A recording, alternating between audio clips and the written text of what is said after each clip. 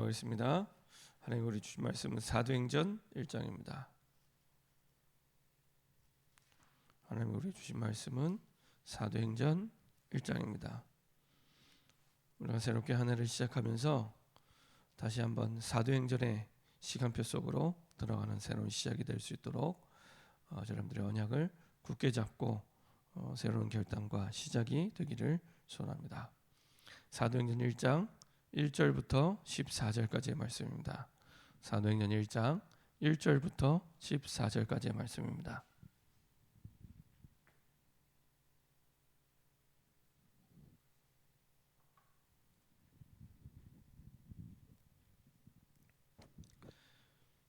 다 같이 한 목소리로 합독하도록 하겠습니다. 데오빌로여, 내가 먼저 쓴 글에는 무릇 예수께서 행하시며 가르치시기를 시작하신부터 그가 택하신 사도들에게 성령으로 명하시고 승천하신 날까지의 일을 기록하였노라. 그가 고난받으신 후에 또한 그들에게 확실한 많은 증거로 친히 살아계심을 나타내사 40일 동안 그들에게 보이시며 하나님 나라의 일을 말씀하시니라.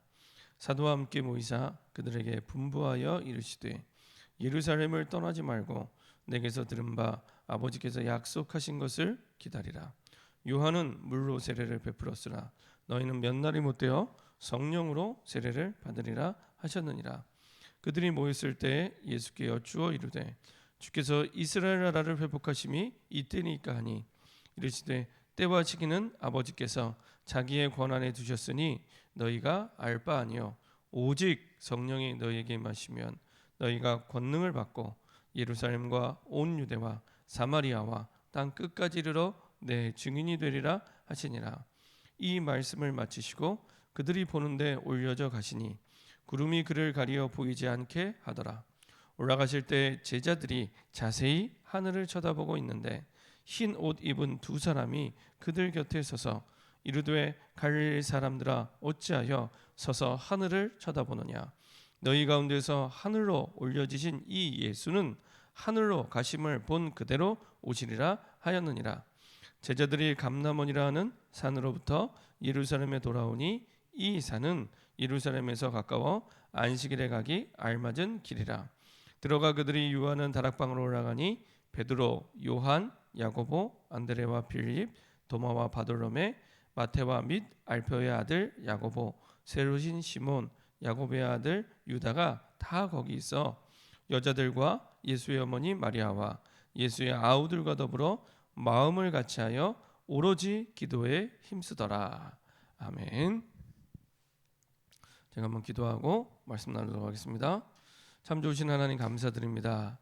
우리가 부족하고 연약한 줄 아시고 세계 복음화를 위하여 237 나라를 살 보좌의 축복 속에 특별히 24시간 누릴 수 있는 보좌의 축복 24 속에 우리를 부르시고 인도하심을 감사드립니다.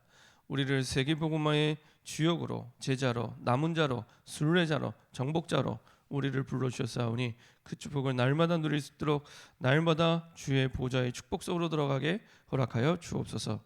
우리의 생각 마음 영혼 속에 우리 힘으로 우리의 능력으로 하려고 하는 모든 불신앙을 내려놓게 하시고 하나님이 주시는 힘을 가지고 하나님 주신 능력을 가지고 보좌의 축복과 보좌의 능력을 가지고 24시간 하나님께 최고의 영광 돌리는 세계복음화의 증인으로 설 수 있도록 하나님 역사하시고 인도하여 주옵소서. 우리 생각 마음을 혼미케 하여 내 힘으로 내 것을 가지고 내 생각을 가지고 내 기준을 가지고 하려고 하는 모든 불신앙을 내려놓게 하시고 날마다 주의 보좌의 축복 속으로 24 할 수 있는 증인 되게 하여 주옵소서. 감사드리며 주 예수 그리스도의 이름으로 기도합니다. 아멘. 오늘 함께 나눌 말씀 제목은 237 나라 살릴 보좌의 축복 24입니다. 237 나라 살릴 보좌의 축복 24입니다. 오늘 하나님의 말씀 사도행전을 보면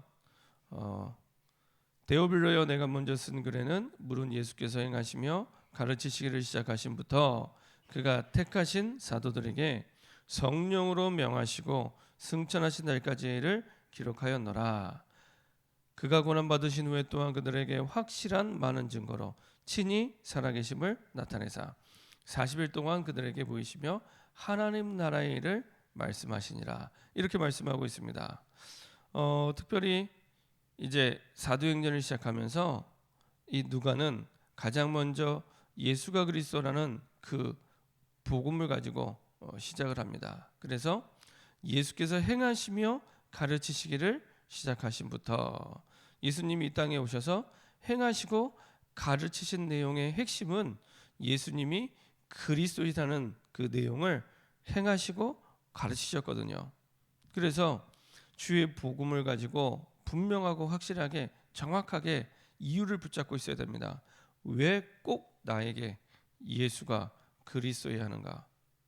그냥 예수가 그리스도가 아니라 진짜 왜 꼭 나에게? 세상에 많은 비슷한 복음, 가짜 복음, 이상한 복음, 여러 가지 세상 사람들이 말하는 복음이 많이 있는데 우리의 유일한 답이 왜 꼭 그리스도여야만 하는가?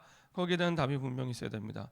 저는 전도 현장 속에서 많은 사람들을 만나보며 계속 말씀이 확인되면서 정말 예수가 그리스도가 아니면 안 되는구나 확인하게 됐습니다. 특별히 영적으로 심각한 현장, 정신병원 현장이라든지 아니면은 무속인 현장이라든지 이런 현장에 들어가면서 진짜 그리스도가 아니면 안 되겠구나. 그 어떤 것도 답이 될 수 없다. 이렇게 결론 내리게 됐습니다. 아무리 생각을 해도 무당 앞에 가서 이 사람을 가장 행복하게 할 수 있는 길이 뭘까? 공부 열심히 해라. 능력 있어야 된다. 착하게 살아야 된다. 바르게 살아야 된다. 똑바로 살아야 된다. 아침에 일찍 일어나야 된다. 아니면 영어 공부해야 된다. 돈 많이 벌어야 된다. 미래 트렌드를 읽어야 된다. 다 좋습니다. 나쁜 말 아니니까. 나쁜 말은 아닌데 무당에게는 답이 되지 않습니다. 나쁜 말은 아닌데 무당에게는 답이 되지 않습니다. 아무리 생각을 해도 그리스도 말고는 답이 없습니다. 근데 무당만 그러냐? 아니요. 성경에는 모든 사람에게 그리스도가 필요하다고, 유일하게 필요하다고, 오직으로 필요하다고 말씀하고 있습니다. 다른 이로서는 구원을 얻을 수 없나니 천하 인간의 구원을 얻을 만한 다른 이름을 우리에게 주신 일이 없습니다. 다른 이름을 우리에게 주신 일이 없습니다. 다른 길을 우리에게 주신 일이 없습니다. 내가 곧 길이요 진리요 생명이니 나로 말미암지 않고는 아버지께로 올 자가 없느니라. 다른 길 없다. 내가 길이고 내가 진리고 내가 생명이다. 그렇죠? 없습니다. 우리가 문제를 만났을 때 다른 길 없습니다. 빨리 복음의 언약서로 들어오는 게 가장 빠른 길이고 가장 바른 길입니다. 다른 길 없습니다. 다른 길 없습니다. 무당만 없는 게 아니라 모든 사람이, 왜냐? 로마서 3장 23절 모든 사람이 죄를 범하였음에 하나님의 영광에 이르지 못하더니 하나님을 떠나면서 모든 문제 시작됐습니다. 하나님을 떠나면서 해결할 수 없는 영적 문제가 오게 됐습니다. 그래서 이 땅의 문제는 하나님 떠난 문제요, 영적 문제입니다. 유일한 문제입니다. 그래서 하나님 만나야지만 사실은 모든 것이 회복될 수 있습니다. 하나님 만나야지만. 저 하나님 만났는데요. 그럼 진짜 하나님을 날마다 만나는 누림 속으로 들어가시기 바랍니다. 날마다 하나님을 만나는 누림 속으로 들어가시기 바랍니다. 그러면 됩니다. 이 땅에 문제도 하나, 답도 하나. 그래야 살아야 될 이유도 하나가 나오게 됩니다. 그 사람을 보고 제자, 그렇죠? 제자입니다. 하나님이 원하시는 한 가지 뜻, 오직이라고 하는데 하나님이 원하시는 한 가지 뜻, 여기에 올인하는 그 사람, 제자. 내가 하나님이 원하시는 한 가지 뜻에 올인해야겠다가 아닙니다. 그게 발견되어져서 올인할 수밖에 없는 영적 상태로 들어가는 겁니다. 제자. 그래서 마테테스란 말은 이 제자라는 헬라어인데요. 그 뜻 자체가 한 가지에 집중하는 그 사람, 한 가지에 올인하는 그 사람을 보고 제자, 스승의 가르침에 올인하는 그 사람이 제자입니다. 이렇게 제자와의 축복 속에, 그리고 그 사람이 영적 서밋이 되어지면 되어질수록 하나님은 내 현장부터 살리기 시작합니다. 지금 있는 내 현장부터, 우리의 가정 현장, 지역 현장, 직장 현장, 지금 있는 그 현장부터 하나님이 살리고 바꾸시기 시작합니다. 그리고요, 땅끝과 전세계 현장을 바꾸는 세계복음화의 증인으로 세우십니다. 우리가 2021년 237 나라를 살릴 24 제자가 되리라, 이런 개인화, 제자와 세계화의 축복 속에 걸어가게 하셨습니다. 근데 이것이 내 힘으로 할 수 없는 줄 아시고 주신 약속, 마태복음 28장 20절, 볼지어다 내가 세상 끝날까지 너희와 항상 함께 있으리라. 그래서 모든 족속으로 가서 제자 삼는 것을 우리가 애써 힘써 해야 되는데, 그러지 않아도 될 것은 우리와 함께 하시는 임마누엘의 언약이 있고 임마누엘의 축복이 있기 때문에, 그렇죠? 그래서 정확한 언약을 붙잡고 그 속에 답을 얻고 깊은 묵상을 할 때 하나님께서는 모든 응답의 문들을 여시고 인도하십니다. 그래서 우리에게 237개 나라를 살릴 보좌의 축복을 누려라, 이렇게 말씀하신 겁니다. 아까 제가 읽었던 부분대로 예수님이 죽으시고 부활하셔서 이제 부활하신 모습을 가지고 나타내십니다. 그 나타내시는 것 자체만큼 확실한 증거가 없잖아요. 죽은 줄 알았는데, 돌아가신 줄 알았는데 예수님이 살아서 나타나신 것만큼 확실한 증거가 없습니다. 그래서요, 그리스도의 언약을 붙잡고 생명을 살리고 생명이 살아난 죽었던 영혼이 살아난 그 증거만큼 확실한 증거가 없습니다. 가장 확실한 증거. 그 증거를 보이면서 뭘 말씀하셨냐? 40일 동안 예수님이 부활하시고 40일을 이 땅에 계셨는데요, 그 40일 동안 가장 중요한 얘기를 하셨겠죠. 무슨 얘기를 하셨냐? 하나님 나라의 일을 말씀하시냐. 요거는요, 예수님의 초림, 예수님이 이 땅에 오심부터 예수님이 다시 오실 재림 때까지의 그 과정 속에 어떻게 복음 운동을 해야 될지에 대한 내용을 전달하신 겁니다. 그렇죠? 예수님의 초림은 예수님이 이 땅에 오심을 말씀하고요. 그리고 다시 오신다고 약속하셨기 때문에, 그렇죠? 11절에 다시 하늘로 가심을 본 그대로 다시 오신다고 약속하셨기 때문에 그때까지의 사실은 복음 운동에 대한 말씀을 하신 겁니다. 가는 곳마다 그리스도가 증거될 때 흑암이 무너지고 하나님의 나라가 임하게 되는데, 이 흑암이 무너지고 하나님의 나라가 임하게 되는 복음 운동에 대해서 말씀하신 겁니다. 자, 이렇게 말씀을 해놓고 너희가 알아서 해 한 것이 아니라 드디어 사도행전 2장 8절에 오직 성령이 너희에게 임하시면 너희가 권능을 받고 예루살렘과 온 유대와 사마리아 땅끝까지 이르러 내 증인이 되리라 하시니라.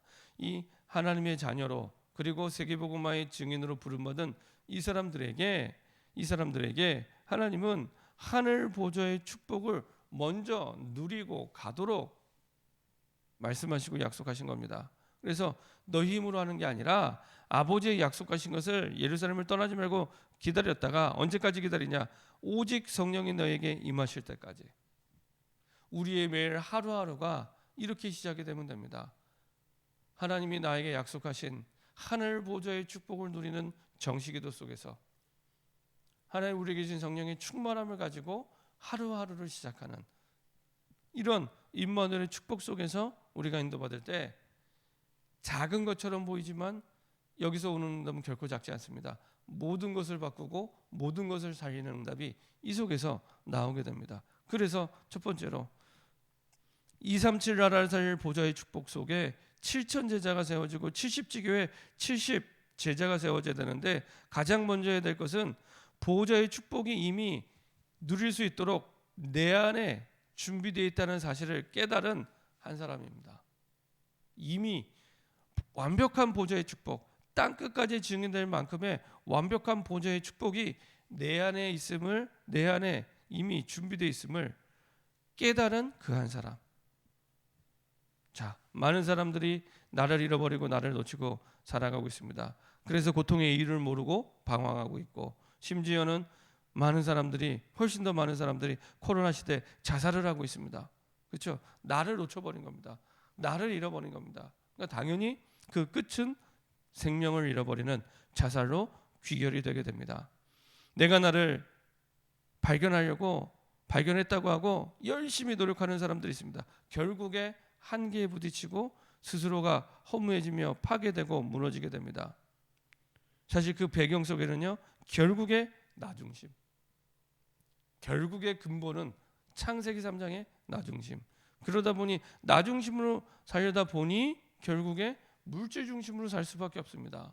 결국에는, 그죠? 이게 쭉 연결되어 있습니다. 따로따로가 아니고요. 그래서 디모데후서 3장 1절부터 7절에 말세 시대에 나타난 징조 그대로 자기를 사랑하며, 그렇죠? 똑같습니다. 나 중심, 물질 중심, 그리고 성공 중심. 나 중심이 되다 보니까 내가 성공해야 돼요. 그게 잘 사는 기준입니다. 그게 행복의 기준이 됐습니다. 근데 성경은 그렇게 말씀하고 있습니다. 내가 누구냐? 갈라디아서 2장 20절.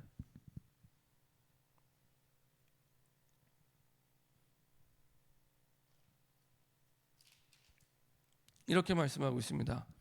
내가 그리스도와 함께 십자가에 못 박혔나니 그런즉 이제는 내가 사는 것이 아니요 오직 내 안에 그리스도께서 사시는 것이라. 이제 내가 육체 가운데 사는 것은 나를 사랑하사 나를 위하여 자기 자신을 버리신 하나님의 아들을 믿는 믿음 안에서, 돈으로 사는 게 아니고 능력으로 사는 게 아니고 내 것 가지고 게 아니라 하나님의 아들을 믿는 믿음 안에서 사는 것이라. 그리스도 안에서 십자가에서 완전히 영원히 단번에 우리 문제 끝내셨고, 끝낸 정도가 아니라 이제는 우리 안에 내 속에 그리스도께서 사십니다. 왕이 있는 곳이 왕국인 것처럼, 그렇죠? 우리 안에 왕 되신 그리스도께서 사시는, 그렇죠? 고린도전서 3장 16절 너희가 하나님의 성전인 것과 하나님의 성령이 너희 안에 계시는 것을 알지 못하느냐. 하나님의 성령이 계신 그곳, 하나님의 성전이죠.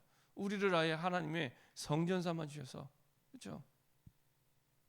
주님이 절대 망할 수 없도록, 절대 실패할 수 없도록, 실수를 할 수 있지만 실패할 수 없도록 보좌의 축복을 누리도록 우리를 성전 삼아 주셨습니다. 그렇죠? 고린도후서 5장 17절입니다. 이제 갈라디아서 이후에 한참 뒤에 바울이 고린도 교회에 보낸 편지죠. 뭐라고 말씀하시냐? 그런즉 누구든지 그리스도 안에 있으면 새로운 피조물이라. 이전 것은 지나갔으니 보라 새 것이 되었도다. 그렇죠? 누구든지, 아무 조건 없습니다.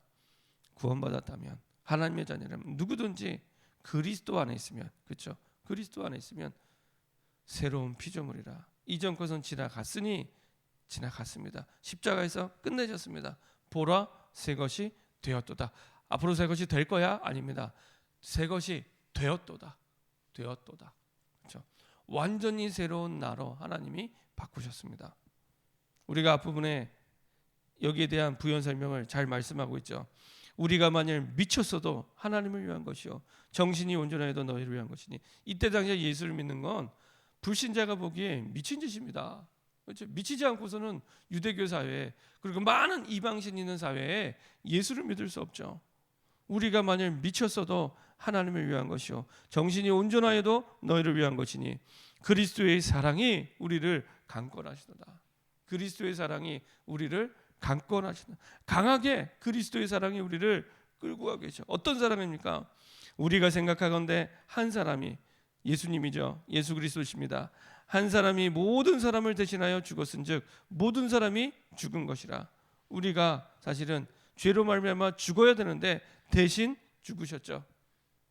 그가 모든 사람을 대신하여 죽으심은 살아있는 자들로 하여금 다시는 그들 자신을 위하여 살지 않고, 그렇죠? 다시는, 우리가 예수 믿기 전에는 나를 위해 살아왔는데 다시는 그들 자신을 위해 살지 않고 오직 그들을 대신하여 죽었다가 다시 살아나신 이를 위하여 살게 하렵니다. 그렇죠? 내가 진짜 그리스도 복음을 깨닫고 답을 내리게 되면 이제는 내가 나를 위해 사는 인생이 아니라, 다시는 그들 자신을 위해 사는 인생이 아니라 오직 그들을 대신하여 죽으신 다시 살아나신 그리스도를 위하여 살게 하려 합니다. 그렇죠? 우리가 2022년 새롭게 한 해를 시작하면서 다시는 내 자신을 위해 살지 않고 그리스도를 위하여 사는 인생으로 시작할 수 있도록, 그러면서 말씀하십니다. 그러므로 그러므로 우리가 이제부터는 어떤 사람도 육신을 따라 알지 아니하라. 내가 사람을 판단하고 생각하고 말할 때 이 사람은 이래 저 사람은 저래 육신을 따라 말할 이유가 없는 겁니다. 왜냐? 나 같은 사람도 구원받았는데요. 그렇죠? 나 같은 사람도 하나님이 그 그리스도의 사랑으로, 그렇죠? 죽음과도 바꾼 사랑으로 나를 사랑하셔서 나를 구원해 주셨는데요. 우리가 무슨 자격을 가지고, 그렇죠? 육신을 따라 알지 아니하노라. 비록 우리가 그리스도도 육신을 따라 알았다. 그렇죠? 불신자의 때는 육신이었기 때문에 육신을 따라 그리스도를 알게 됐지만 이제부터는 그같이 알지 아니하노라. 왜냐고요? 완전히 새로운 피조물로 하나님이 바꾸셨기 때문에. 하늘 보좌의 축복이 이미 우리 안에, 우리 속에 이제는 누리기만 하면 되도록 모든 걸 준비하시고 우리를 부르신 겁니다. 이게 하나님이 보시는 나, 그렇죠? 하나님의 말씀이 가리키는 나입니다. 이런 나를 발견하고 그런 나를 붙잡고 이제는 주의 언약 속에서 기도를 시작하시면 됩니다. 예루살렘을 떠나지 말고 아버지의 약속하신 것을 기다리라. 기도로서 보좌의 축복이 임하게 됩니다. 하나님 나라의 미션을 이제는 깨닫게 되고 땅 끝까지 가게 되죠. 이 비밀을 누릴수록 복음화의 축복을 누리게 됩니다. 그 복음의 깊이와 넓이와 높이를 깨닫게 됩니다. 내가 알고 있는 복음이 너무 작은 바닷가의 모래알 몇 개를 확인한 정도의 아주 작은 복음의 크기였구나. 그 복음의 깊이와 넓이와 높이는 끝이 없구나. 문제가 이때부터는요. 문제가 크게 보여야 되는데 문제가 점점 작게 보이고 복음이 크게 보이기 시작합니다. 복음이 계속 크게 보이기 시작합니다. 두 번째로 이런 보좌의 축복을 누리고 후대에 전달하는 그 한 교회를 하나님은 원하십니다. 사도행전 1장 12절부터 14절 그런 사람들이 이제 마가다락방에 모인 겁니다. 이게 교회의 시작이 됐습니다. 어떻게 이 보좌의 축복을 교회를 통해 됩니까? 예배를 통해 내가 언약을 붙잡을 때 보좌의 축복을 누리게 됩니다. 그래서 사도행전 2장 1절부터 4절 우리가 예배를 통해 보좌의 축복을 누릴 때 예배를 통해 언약을 붙잡고 모일 때 하나님이 사도행전의 역사 그대로 역사하십니다. 그래서 우리 모이는 예배 가운데 그리고 우리 모든 모임 가운데 이런 보좌의 축복을 누리고 전달하는 교회의 축복이 누려질 수 있도록 이때 갈보리산에서의 그리스도의 그 언약이 성취되기 시작하시고요. 하고요. 성삼위 하나님이 주시는 오력으로 충만하게 됩니다. 성삼위 하나님이 주시는 영력, 지력, 체력, 경제력, 제자를 세우고 파송하는 인력, 그렇죠? 다 주십니다. 세계복음화해야 되니까. 그리고 이 오력은 누구도 막을 수 없는 절대적인 힘입니다. 하나님이 주시는 보좌의 능력입니다. 이때부터요. 문제가 돼야 되는데 문제를 통해 하나님이 주시는 답이 보이고요. 신기하잖아요. 아니 문제를 만났는데 문제 때문에 시달려야 되는데 문제를 만나는데 답이 보이고요. 문제를 통해 오히려 답이 보이고 갈등에서 싸워야 되는데 갈등을 통해 하나님이 주시는 나의 갱신 그리고 내 현장에 갱신의 축복을 주시고요. 위기를 만나 무너져야 되는데 위기를 통해 하나님이 주시는 기회를 발견하게 됩니다. 분명히 위기인데 코로나가 다 위기인데 이 보좌의 축복을 누리는 이 사람에게는 위기가 아니라 계속 기회가 되는 겁니다. 그렇죠? 이런 교회의 축복 속에 우리를 불러주셨습니다. 이때 이 보좌의 축복을 누리는 올바른 제자 그리고 올바른 후대가 일어나게 됩니다. 교회는 주님이 재림하시는 그날까지 없어지지 않습니다. 주님이 재림하시는 그날까지 영원히 지속되는 세계복음화의 플랫폼입니다. 그렇죠? 세계복음 플랫폼. 그래서 올바른 제자 그리고 올바른 후대들은 교회를 통해 세워지게 됩니다. 꼭 기억하시기 바랍니다. 꼭 기억하시기 바랍니다. 교회를 통해. 세 번째로 이제는 보좌의 축복을 교회를 통해 누렸다면 세상에 전달해야겠죠. 그런 세상에 전달하기 위해 하나님이 지금 있는 그 현장에 하나님이 보좌의 축복을 전달하라고 하나님은 그 한 현장을 허락해 주신 겁니다. 지금 있는 지역, 지금 내가 일하는 직장, 내가 지금 있는 그곳에 내게 주신 보좌의 축복이 전달될 수 있도록 성경이 우리에게 주신 최고의 약속은 하나님의 구원과 보좌의 축복입니다. 어떻게 구원을 받는지, 그리고 구원받은 자가 어떻게 보좌의 축복을 누리는지. 초창기에는 예수 생명, 예수 능력 이렇게 표현하셨죠. 이제는 하나님의 구원, 그리고 구원받는 자가 누리는 보좌의 축복, 성경에만 기록되어 있는 최고의 약속입니다. 근데 이게 어떻게 이루어지게 되냐? 전도를 통해 이루어지게 됩니다. 전도를 통해 보좌의 축복이 이루어지게 됩니다. 그래서 전도를 통해 정말로 이 보좌의 축복이 이루어지면서 가장 중요한 부분, 강단 중심으로 우리가 전도의 축복을 누릴 때 교회를 살리는 길이 됩니다. 그렇죠? 목회자 중심. 그리고 이 전도의 축복을 가지고 전도를 통해 보좌의 축복이 이루어질 수 있도록 사실은 우리의 중심이 이 내게 주신 현장 중심이 될 때 현장 살리는 길이 됩니다. 모든 중직자 평신도의 중심이 그렇게 있으면 되고요. 그리고 하나님은 우리 후대 중심으로 미래를 살리고 전 세계를 살리기 원하십니다. 그래서 하나님이 원하시는 전도의 축복이 내가 있는 그 자리에 하나님은 정말로 보좌의 축복 속에 이루어지게 하시죠. 이때 나의 내게 주신 직분을 통해 제자가 세워지기 시작합니다. 내가 일하는 일터 현장 속에 제자가, 내가 사는 지역 현장 속에 제자가 일어나게 됩니다. 그 응답이 세계복음화까지 반드시 연결됩니다. 이 일이 있으니 사도행전 19장 21절 이 일이 있은 후에 내가 로마도 보아야 하리라. 그렇죠? 똑같이 사도행전의 흐름 속에 인도받게 됩니다. 그래서 내 현장이 복음화될수록 내 현장에 보좌의 축복이 전달되는 전도의 축복을 누릴수록 땅끝까지 237개 나라와 5천 미전년 종족까지 반드시 세계화되게 됩니다. 결론입니다. 하나님이 우리에게 주신, 우리를 성전 삼아 이미 하늘 보좌의 축복과 응답이 와 있는 이 비밀을 누리는 가장 중요한 열쇠가 임마누엘입니다. 임마누엘. 그렇죠? 그래서 하나님이 항상 성경 66권에서 중요한 순간마다 항상 말씀하시는 게 내가 너와 함께하리라. 그렇죠? 출애굽할 때도, 그리고 가나안 땅에 들어갈 때도, 포로 시대 때도, 그리고 로마의 소국 시대 때도 내가 너와 함께하리라. 그래서 임마누엘의 언약을 우리에게 주셨습니다. 하나님이 우리와 함께하시느니라. 아예 잊지 말라고 이름을 지어서, 그렇죠? 자꾸 까먹으니까 이 임마누엘을 까먹어서 힘든 거거든요. 임마누엘을 까먹어서 어려운 겁니다. 문제가 와서 어려운 게 아닙니다.